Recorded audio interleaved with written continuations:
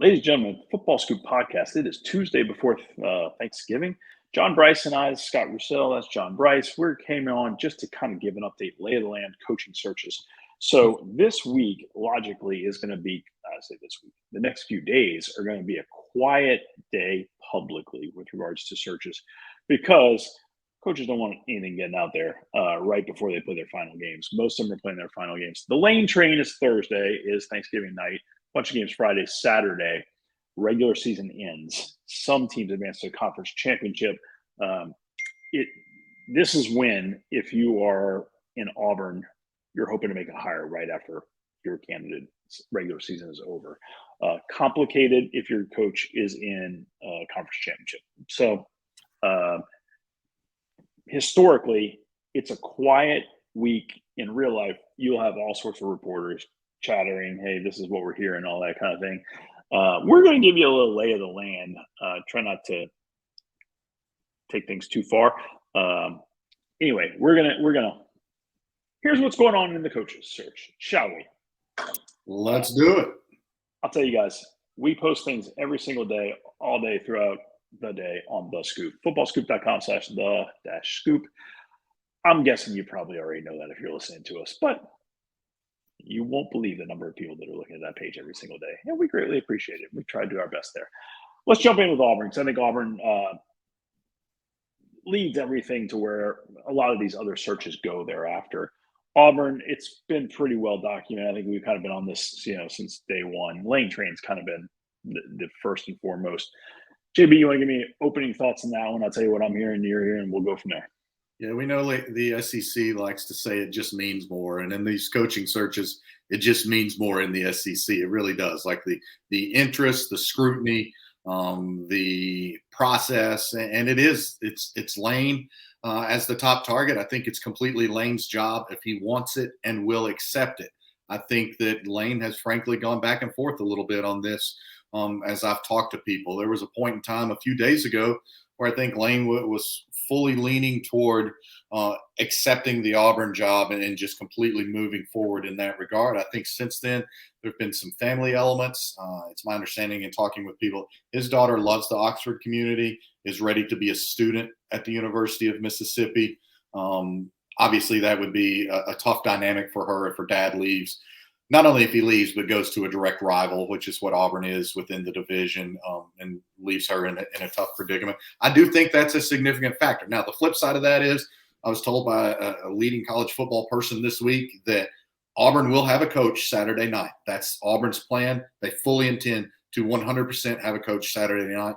And, quote, it's Lane, and I'm not sure who number 2 is, but number 2 is way back there. And so that's where it is. That means that it was this person's way of telling me, and it was reiterated by some others, that Auburn is going to do everything in its power to get Lane Kiffin to say yes. I'll tell you, the backdrop here is it's complicated because I think I know Lane ultimately wants to go win Super Bowls in the NFL. So does this help him get there? Secondarily, you've got Lane is represented by Jimmy Sexton. Jimmy and associates, doing negotiations. And often when negotiations go quiet, there's panic and concern. And in a void and in panic, Auburn has been known to do some crazy things. And Auburn might change that offer from, hey, do I need to go to 10 million? Do I need to go 12 million? You never know what Auburn's going to do. Yeah. So I don't believe anything is settled at this time. I do believe there is additional negotiation to come. And I think you could see something wild happen on this one. There's Lane Kiffin involved. There's Auburn involved. There's Ole Miss involved. It could be other things involved that we don't even know about. So stay tuned. This one's going to be interesting. And I think you hit the magic number there. And it's not, and it's one that we both heard. 10 million is a number to pay attention to in this process. I also think Lane has, if he were to become the next Auburn head coach, Lane's going to have a different staff, a very different staff than what he has at Ole Miss. And Lane, it's weird. His Rolodex, you would think, is really, really deep. It's really not. Lane, it relies on CAA and those guys to help him fill out staffs. He does like familiarity in certain aspects. his defensive coordinators have been brought to him by CAA. It's not guys that he went out and found, if you know what I'm saying. If you go to Auburn, you got to have an Alabama-based staff. So the pool gets shrunk a little bit, but for recruiting reasons, you've got to dominate recruiting. You got to get back to the level that Auburn has to be at, and you don't do that bringing the guys from Boise. I apologize. I think that if Lane ends up as the Auburn coach, you will see him make a hell of a play for a major name defensive coordinator based on people I've talked to over the last 3 to 4 days. Yes, your coordinator needs to be a boss coordinator. After that, you need a bunch of recruiters. I'm totally on board with what you're saying. I think I would not rule out the possibility that Hugh Freeze is number 2. That's where it was. Doesn't surprise me if it's still there, but it goes through Lane first. Jumping ahead. All right, let's move on. All right, I'm going to run through some things. We're going to go through all of them. We got Arizona State. We got Colorado. Charlotte's filled already. You got Georgia Tech. You got Nebraska. You got UAB, South Florida. And then you got Wisconsin, which is going to go to Jim Leonard. We did a podcast a couple of days ago on Jim Leonard, Wisconsin, what happened there and why it's going to wind up ultimately being Jim's job. Feel free to listen to that one. It's a couple episodes back. Now, so let's start at, how about we start at Nebraska. Nebraska's been open a long time. Probably could have been open after week 1. Really close to being open after week 1. It was close to being open after week 12 a year ago. So valid. Or week 6. Wow. Anyway, Trev Alberts is he's a big hardcore football guy, heck of a player, different human being a little bit perhaps. Beloved. They love what he's doing there. I absolutely believe the university is going to tie Trev into a new deal, parallel with this new coach, depending on how this search plays out. It seems that the intel I'm getting back is leadership there believes Trev's doing a great job with this search. They have fully vetted a bunch of candidates. Matt Rule was on that list, which surprises some people. It doesn't sound like the wind is blowing that Matt's going to wind up being that guy. It seems as if Matt is angling for a different job. Matt seems to want to work. But I'm not hearing that Matt ultimately is going to want to be in the guy there unless they make a big run back and just acquiesce to some financial changes that maybe needed to get there to get Matt Rule involved. And not necessarily for him, maybe some of it's for him, some of it's for everybody else involved. JB, what are you hearing there? Yeah, you're exactly right. It would mean running back. I've had people tell me that Matt Rule has been on the Nebraska campus, that a week ago so there was optimism that there was close to being a deal done between Nebraska and Matt Rule, but allegedly there were some sticking points with the contract, be it, like you said, some salary pool or buyout terms or whatever. That doesn't mean that it's completely dead between Nebraska and Matt Rule. Based on what I've talked this week, I just think it means that, once again, Nebraska is being very thorough, and it has to. Nebraska thought it made the Grand Slam hire when it got Scott Frost after 2017. It did not turn out to be that way. So it absolutely has to be a thorough, meticulous search, and I give Trev Alberts credit for doing so. If it's not Matt Rule, I'll tell you the names that I've been hearing. I would not rule out Bronco Mendenhall. I think Bronco is a legitimate candidate there. I wouldn't rule out Gary Patterson. Obviously, we've always talked about the Kansas coaches, meaning Kansas State coaches, Lance Leipold and Chris Kleiman, both of which are exceptionally well thought of in the coaching profession. It's my understanding that, these searches could, if Nebraska could miss on a guy like Matt Rule, they could miss on somebody else and be like, we can't have this go on 7 days post regular season, because then we begin to look stupid. So then they raise the money up and maybe somebody comes back to the table. I have not heard that they've been in talks with Leipold. Doesn't mean they couldn't go back there, but I haven't heard that. I think Lance genuinely is very happy at Kansas, and my intel is I think Lance, if offered a big extension at Kansas, would love to work that out. That's kind of what I'm hearing lay of the land is. Kleiman has, he just got his 8th win, guarantees him another year, basically a fully guaranteed contract. He's under contract through like 2028, maybe. Maybe I'm crazy on that, but I think anyway, he's got a great deal, great setup, full support. It would take a lot to get a guy like that, but you never know. Frankly, you have to ask the question there for a guy like Kleiman, who has done so well, who's got them a chance ultimately for a 10-win season. How much more can he do at Kansas State? And how much better now is the Nebraska job than Kansas State because of the work that Chris Kleiman has done to elevate the Kansas State job.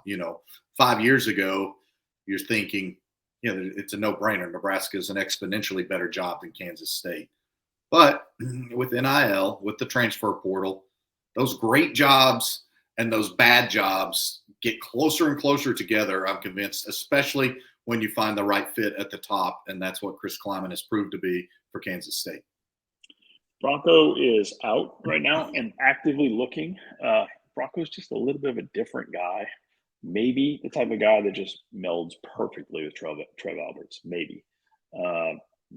Might also meld perfectly with the fan base. We'll see. I don't know if it winds up being Bronco. I don't know if he gets the offer. I think if he gets the offer, he's going to take the job. So we'll see. We'll see how that plays out. Bronco would be available today. So, if he was number one, seems like it could have already happened.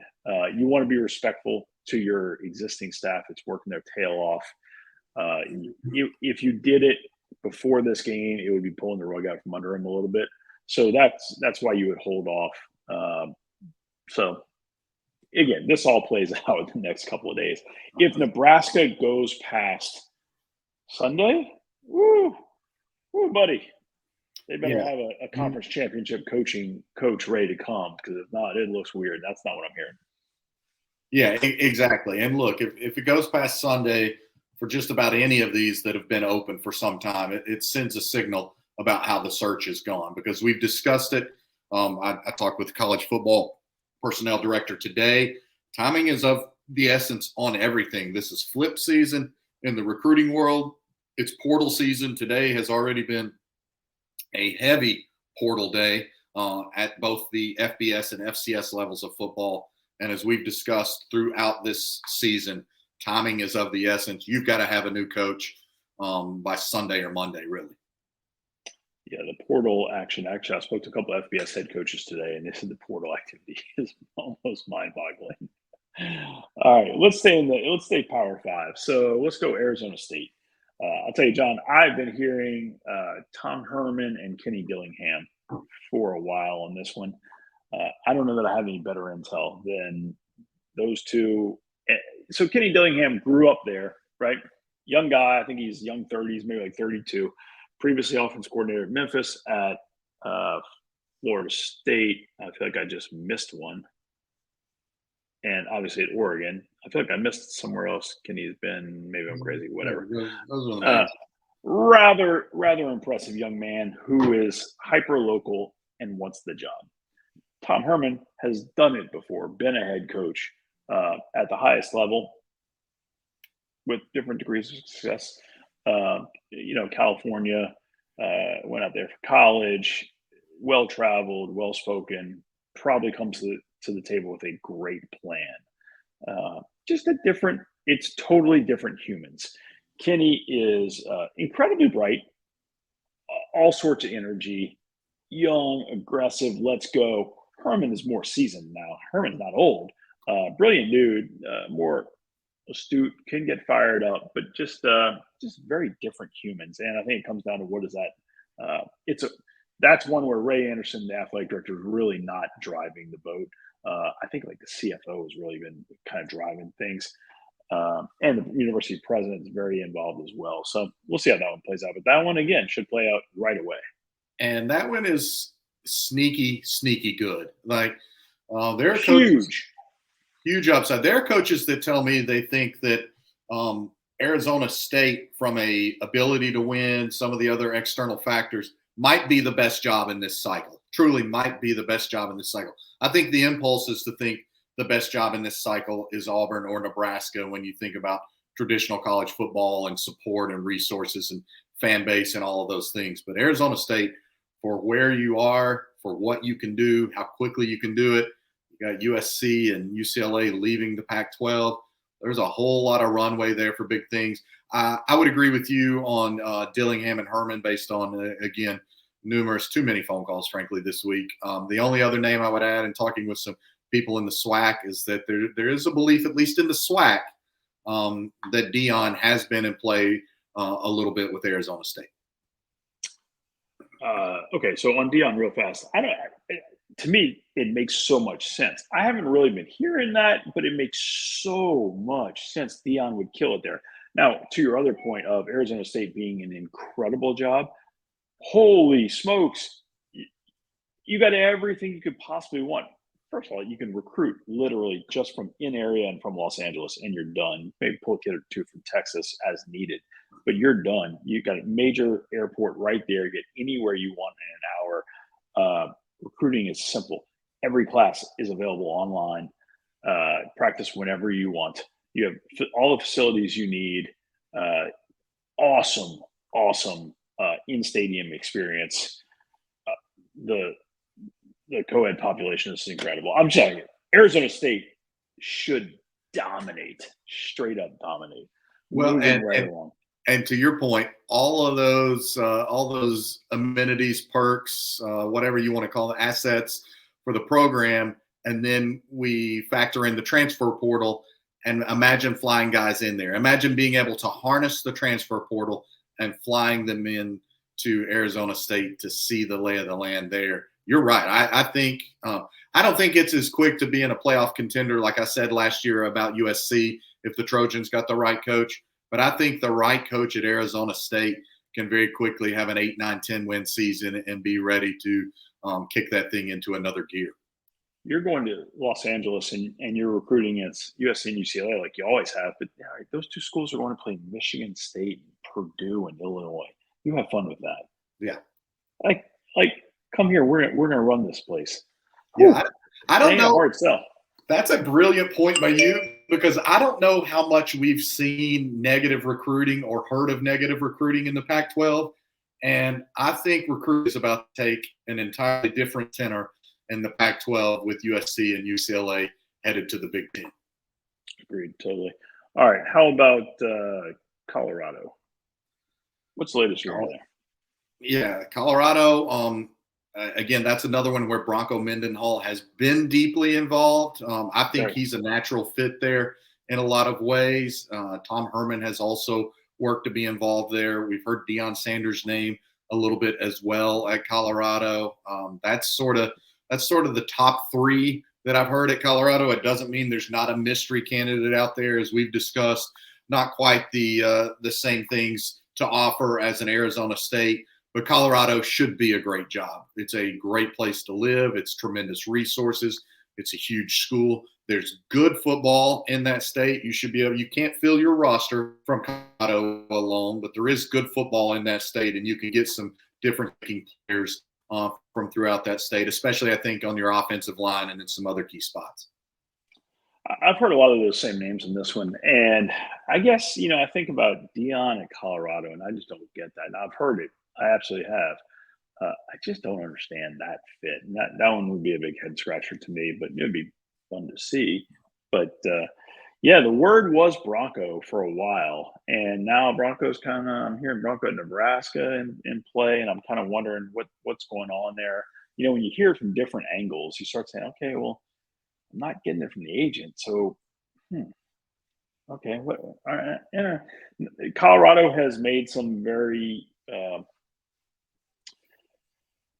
the Carl Durrell hire was weird.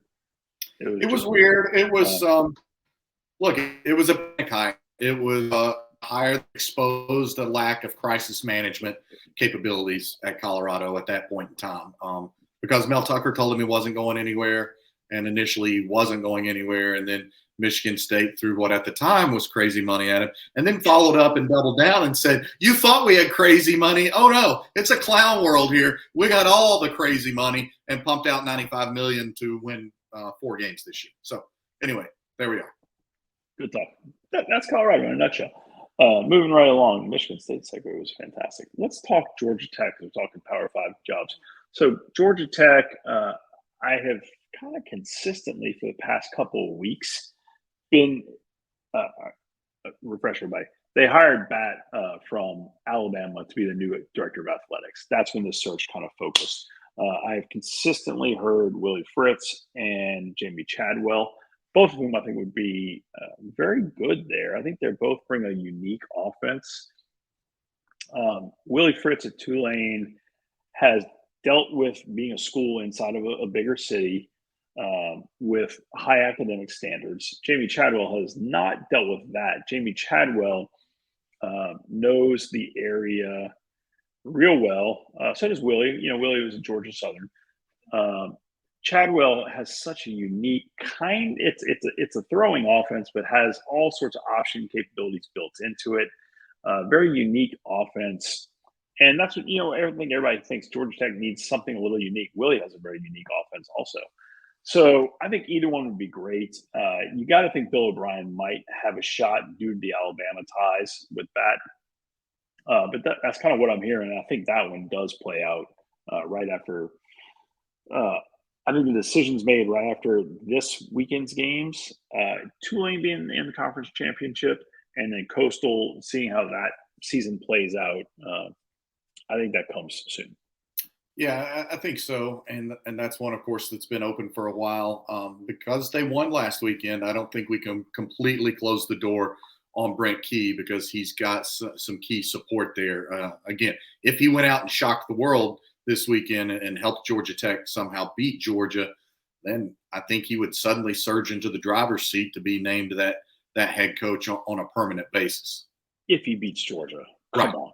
Yeah. You just make him the head coach on the field.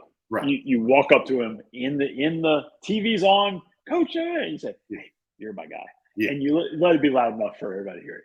Or you have it folded up, but you've got one of those giant checks. And if he beats Georgia, you walk out to midfield, and the giant check says to head coach Brent Key. You couldn't put a price tag on what that would do for you in recruiting if that crazy scenario happened. But yeah, I think that's where things are. I'm with you. You can't entirely rule out Bill O'Brien because he's got such longevity. He's had success in difficult situations before, and he's got the Godfather calling on his behalf, and there's already the Alabama familiarity there. Agreed. You're absolutely right, though, about Brent Key. I mean, if they, the win over Carolina was fantastic. If they were to shock Georgia, there's no question about it. Even if they don't shock Georgia, he's still in the conversation. Right. All right, moving right along. South Florida. I'll tell you, I've heard several names in the mix here. I don't know that I have a great beat on this one. I have heard Dion in play in this one for sure. I've heard several other names. I've actually heard Chadwell down there. But the whole Dion thing is like, okay, maybe. Dion would kill it there. I just don't know if that's the one that Dion should jump to. But if he does, I think it'd be fun. I mean, we've seen some huge success out of South Florida in the past, and there's no reason that Dion couldn't redo that, or any of these other guys. But are you hearing anything different on that? The only thing I would add is I have heard Tom Herman's name in there along the way. I think he's very eager to get back in the head coach's chair. Obviously, he's trying to prioritize some Power 5 jobs, but it's my understanding he has vetted that job and has interest in it, depending on how everything shakes out. The only other name I've heard from a few different people is Scott Frost. He's obviously got ties in Florida. Also would like to prove that he's a better coach than how things unfolded in Nebraska, that he can still help teams win games, that he can still elevate programs. And obviously, again, he does have considerable ties and resources in the state of Florida. A guy I always hear for jobs in Florida for whatever reason is Jason Candle at Toledo. I wouldn't be shocked if Jason continues to be in a conversation. Maybe. We'll see. Yeah, just the only other name I would add, and I don't know that he's had enough success to do it, but I've heard it from a few different places. Larry Scott, the Howard coach.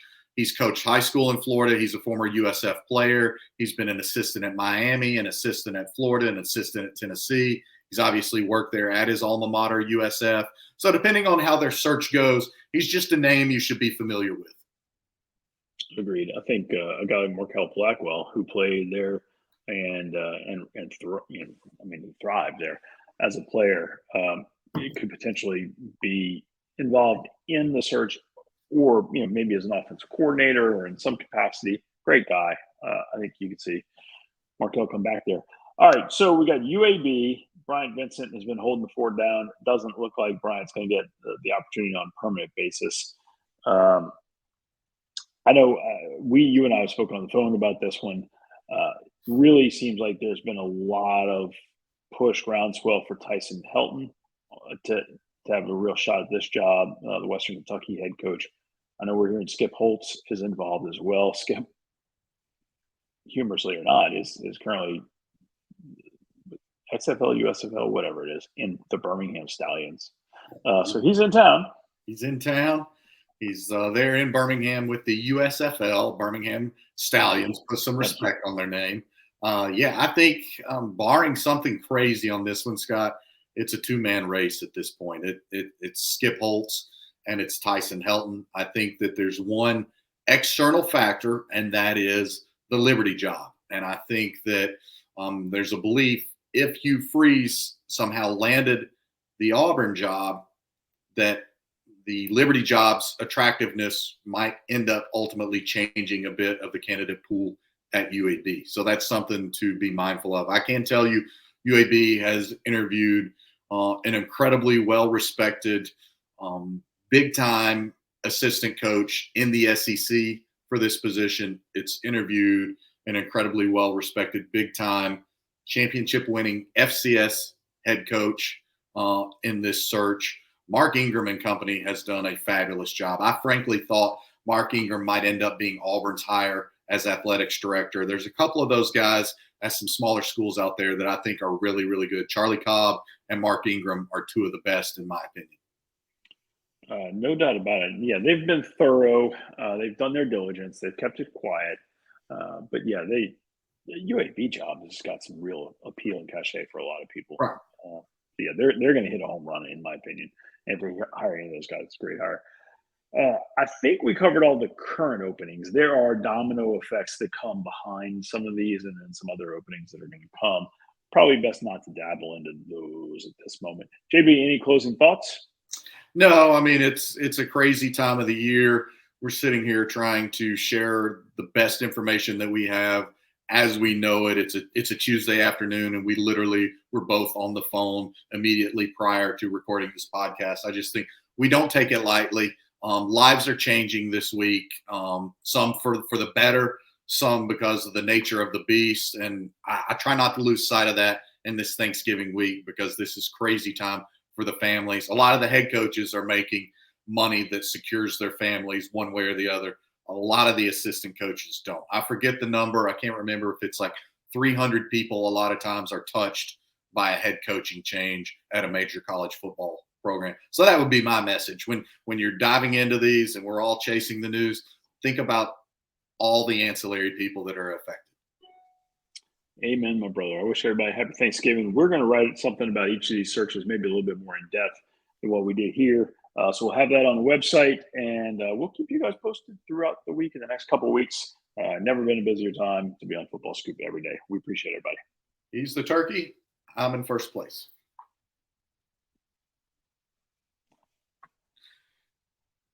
I hire the best for a good reason.